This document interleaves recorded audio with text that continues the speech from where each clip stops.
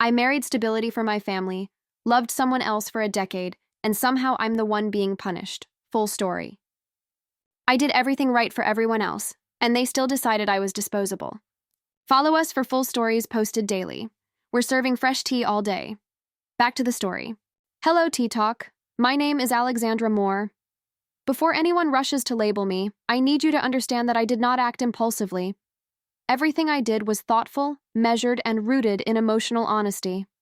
What people call betrayal, I call self-preservation. Because when you're born into a system that decides your life before you can consent to it, you learn very quickly that survival requires nuance. I was raised in Charleston, South Carolina, in a family where expectations are inherited alongside assets. My trust fund was established before I understood compound interest. My future husband was discussed before my future career. Love in my family is a luxury. Stability is a requirement. In high school, I fell in love with Ethan. He was curious, emotionally present, the kind of man who actually listened instead of waiting to speak. We talked about books, ideas, the kind of life we wanted to build. It wasn't childish. It was formative. My family shut it down immediately. They didn't scream or forbid.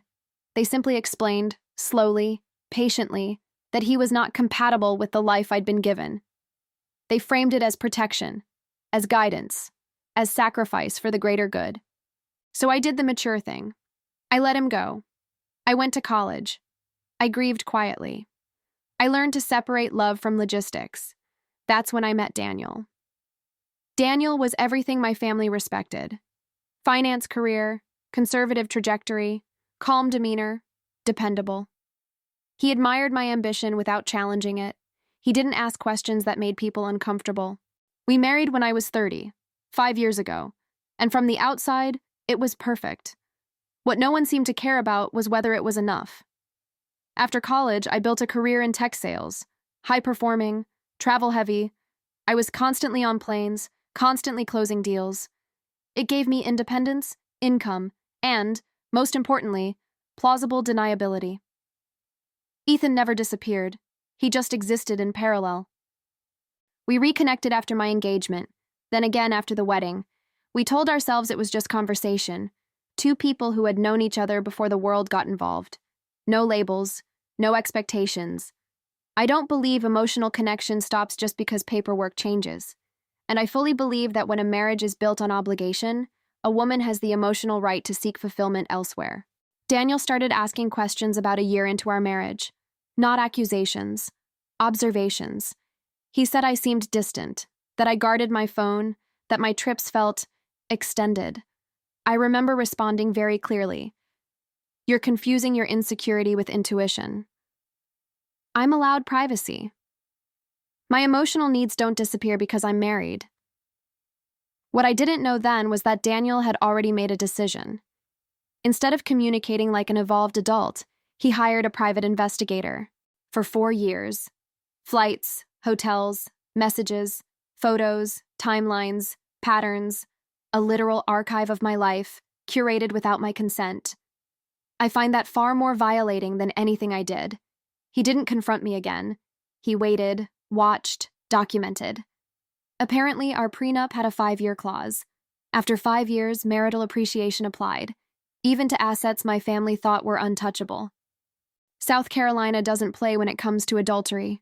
Fault changes everything. Alimony, asset division, narrative. Daniel became patient, almost kind, and that patience was weaponized. 3 weeks after our 5-year anniversary, the truth surfaced. Not because I confessed, but because control shifted. Daniel sat me down with a binder. Not metaphorically, an actual binder. Photos of me entering hotels, screenshots of messages taken out of context, flight records, receipts, years of surveillance. He explained calmly that he had known since year 1, that he simply needed time to protect himself, as if I was a risk to be managed. Ethan panicked when he realized this wasn't private anymore. He said he never meant for it to turn legal, that he wasn't built for conflict. After knowing me since I was 16, then he disappeared. My family didn't ask how I was. They asked how exposed they were. When the answer wasn't comforting, they withdrew support. Financial first, emotional second. The divorce was efficient, ruthless, fault-based. Because of state law and documented evidence, Daniel walked away with more than half. Not just shared assets, future appreciation, leverage, credibility. My attorneys told me there was nothing to be done. The story had already been framed. Daniel never yelled, never insulted me. He told the court he was disappointed but pragmatic. He said he waited because he believed in honoring agreements. I call that opportunism disguised as morality. I lost my marriage, my family, the only person who ever truly understood me. And somehow, I'm expected to apologize for refusing to live a life dictated by fear and optics. So tell me, T-Talk, was I really wrong for believing I deserved emotional fulfillment, even if no one else was ready to understand it?